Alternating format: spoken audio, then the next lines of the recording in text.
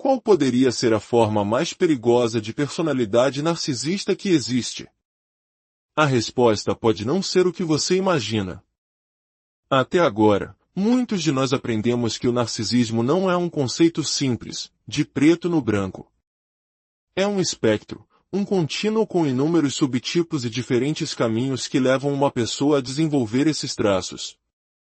É um fenômeno quase tridimensional, que se manifesta de formas distintas dependendo de sua combinação com outras questões, como o vício, por exemplo. Estudos consistentes, como a importante pesquisa de Kijak e Bullman, já estabeleceram uma forte associação entre o narcisismo e a agressão em todas as suas formas, incluindo a violência. Mas o aspecto mais desafiador desta conversa é como ficamos presos por tanto tempo no arquétipo do narcisista grandioso. Pense nele, o exibicionista, o arrogante, o snob, o extrovertido que é ao mesmo tempo charmoso, carismático e profundamente egoísta. É a imagem que a cultura pop nos vendeu. E, embora esse tipo de narcisismo grandioso possa, sim, ser perigoso, especialmente quando essas pessoas são contrariadas, a minha experiência clínica e observação me dizem que o verdadeiro perigo mortal não reside aí. De fato, algumas pesquisas sugerem que a própria grandiosidade funciona como uma espécie de proteção, um amortecedor que impede que o comportamento deles se torne excessivamente perigoso. Eles têm outras fontes de validação, o sucesso, os aplausos, a admiração alheia. A inspiração para esta reflexão veio não apenas da literatura científica, mas de uma história que li nas notícias. Era o relato de uma pessoa sobre um membro de sua família, uma mulher, que foi assassinada por um ex-parceiro. E enquanto eu lia, percebi que já tinha visto aquela mesma história dezenas de vezes, com nomes e lugares diferentes. Uma história que, infelizmente, ecoa as manchetes que vemos com frequência demais em nossos próprios noticiários. Neste caso específico, uma mulher foi morta por um homem depois de dizer que não queria se casar com ele. Ela não queria mais um relacionamento romântico, queria apenas ser sua amiga. Em resposta, ela foi brutalmente atacada e assassinada. O homem, segundo todos os relatos, era uma figura quase invisível. Uma pessoa que poucos notavam. Ele levava uma vida silenciosa, sem uma carreira de destaque, sem causar grande impacto no mundo. Ninguém jamais relatou qualquer traço de grandiosidade ou brilho nele. Ele era o oposto do estereótipo. Mas, no momento em que foi rejeitado, o horror absoluto se desencadeou. Essa é uma variação de um padrão trágico e diário nos dados sobre violência doméstica. Uma pessoa, geralmente a mulher, decide terminar o relacionamento. Ela comunica sua decisão e o parceiro com traços narcisistas, ou mesmo psicopáticos, reage com uma agressão que, em muitos casos, termina em morte. Na história que li, a reação foi imediata. Ela disse não e ele atacou. Em outras histórias, a rejeição desencadeia um período de perseguição, planejamento e o ato se torna premeditado. Mas a raiz do problema, o combustível para essa explosão, é frequentemente a forma mais vulnerável de narcisismo. É o que eu chamo de narcisismo panela de pressão. Aquele que se manifesta através da vitimização, de um humor sombrio, de um ressentimento constante. É a pessoa que se sente injustiçada, irritada com o mundo, sem rumo, marginalizada. Aquele que carrega a crença de que o mundo me deve algo, você me deve algo. Esse tipo é caracterizado por uma sensibilidade extrema, sendo facilmente provocável e guardando uma raiva perigosa logo abaixo da superfície. É desconfiado, beirando a paranoia. Ele não é charmoso, carismático ou bem-sucedido socialmente. Pelo contrário. E quando você adiciona uma pitada de narcisismo maligno a essa vulnerabilidade, a mistura se torna letal. Quando o homem da notícia explicou por que reagiu daquela forma, ele disse que a atacou porque ela o criticou. Ele contou que, na época do crime, estava passando por dificuldades financeiras, lutando contra a depressão e a ansiedade. Ele se ressentia dela por não estar interessada nele. E então, cinicamente, alegou que sua reação violenta foi algo fora de seu caráter, um surto de fúria que ele não pôde controlar. Eu não tenho como saber se aquele homem tinha um diagnóstico formal de transtorno de personalidade narcisista, e, sinceramente, isso não importa. O que importa é que os padrões de comportamento são perfeitamente consistentes com o narcisismo vulnerável. Uma pessoa vista como branda, um coitadinho que não tem sorte na vida, até que uma ferida em seu ego, a rejeição, aciona uma sensibilidade extrema, e ela ataca o alvo que lhe causou essa dor. Isso acontece porque o narcisista vulnerável não tem os mecanismos de proteção do narcisista grandioso. Ele não tem o sucesso profissional, os relacionamentos sociais ou a validação constante para amortecer o golpe. A sensação é de uma panela de pressão, e o perigo é muito mais provável de explodir. Aquele homem aparentemente nunca havia feito nada parecido antes, mas bastou um gatilho para a catástrofe acontecer. A agressão, nesse contexto, funciona como uma forma de regulação emocional para o narcisista. É uma maneira de desligar aquilo que lhe causa vergonha.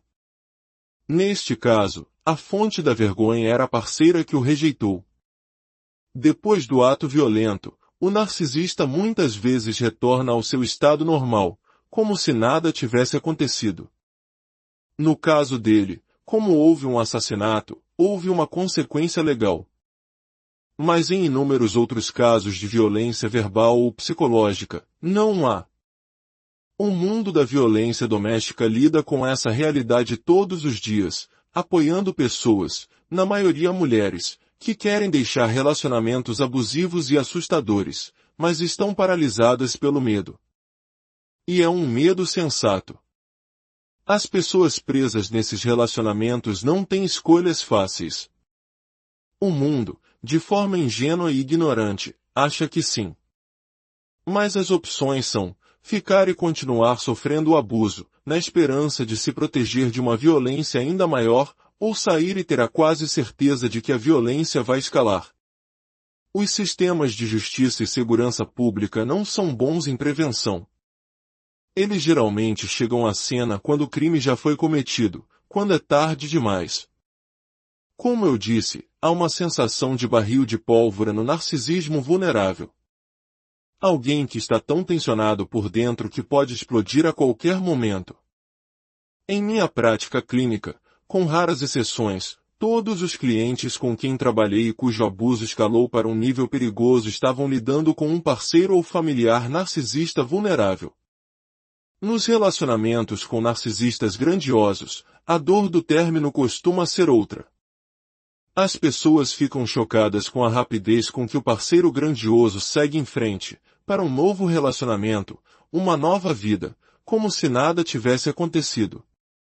Mas com o narcisista vulnerável, o que vemos é uma combinação de sensibilidade à rejeição e feridas de abandono, misturadas com um forte senso de direito e merecimento. É uma mistura perigosa. Quando uma pessoa com esses traços é rejeitada, em vez de simplesmente sentir tristeza ou depressão, seu sentimento de direito vem à tona com um pensamento furioso. Como você ousa pensar que pode tomar as decisões aqui? Como você ousa pensar que pode me deixar? E essa ferida no ego se transforma em algo perigoso. E embora, felizmente, na maioria dos casos isso não culmine em assassinato, pode escalar para formas graves de abuso pós-separação, perseguição, campanhas de difamação, ameaças por texto e e-mail, e outros comportamentos perturbadores que deixam a vítima em uma encruzilhada. Eu fico para evitar tudo isso, ou eu saio e vivo com medo constante pela minha segurança psicológica e física. Os padrões do narcisista vulnerável são muito mais difíceis de identificar. Eles podem parecer ansiosos, deprimidos, irritáveis, desanimados. Podem parecer pessoas com dificuldade de decolar na vida, em vez daquela ambição desenfreada que vemos nos grandiosos. Podem ter poucos amigos, uma carreira estagnada, perder empregos com frequência. E como em todas as formas de narcisismo, existem flutuações. Há dias bons. E nesses dias bons, você se lembra da pessoa de quem gosta, que parece apenas estar passando por uma maré de azar. E, claro, você começa a duvidar de si mesmo, a se perguntar se não está sendo crítico demais. Relacionamentos com narcisistas vulneráveis também cobram um preço diferente. As pessoas nesses relacionamentos sentem uma culpa imensa. Porque o narcisista vulnerável geralmente não está se gabando ou traindo. Ele parece estar sofrendo. Ele pode de fato ter depressão ou ansiedade coexistindo com sua personalidade narcisista. Então, se você é uma pessoa empática nesse tipo de relacionamento, você se pega tentando ajudá-lo, sentindo pena dele, sentindo-se culpado por estar cansado de seu comportamento e de suas reclamações. Você sente que não pode ir embora, porque ele já está tão para baixo. E nos momentos em que ele sente que você pode estar se afastando, ele pode fazer ameaças, diretas ou veladas, de que irá se machucar se você o deixar, ou um sinistro você vai se arrepender. Para a maioria das pessoas, isso nunca seria identificado como narcisismo, porque não se parece com um tipo grandioso. Parece apenas uma pessoa que está sofrendo e talvez com raiva. E por que é tão importante entender a peça do narcisismo aqui? Porque o narcisismo vulnerável, como todas as formas de narcisismo, não é particularmente receptivo à mudança. Até mesmo terapeutas podem ser enganados, focando apenas na depressão ou na ansiedade e perdendo o narcisismo subjacente. A terapia pode se tornar um ciclo sem fim, onde o cliente narcisista usa o espaço apenas para desabafar sobre como é uma vítima do mundo, e nada muda de verdade. Tudo isso alinha o narcisismo vulnerável como sendo, na minha avaliação, uma forma inesperadamente mais perigosa de narcisismo. Você pode se perguntar sobre o narcisismo maligno. Sim, ele também é extremamente perigoso. Mas o perigo em um relacionamento maligno é mais constante e visível. Há coerção, controle e um medo diário.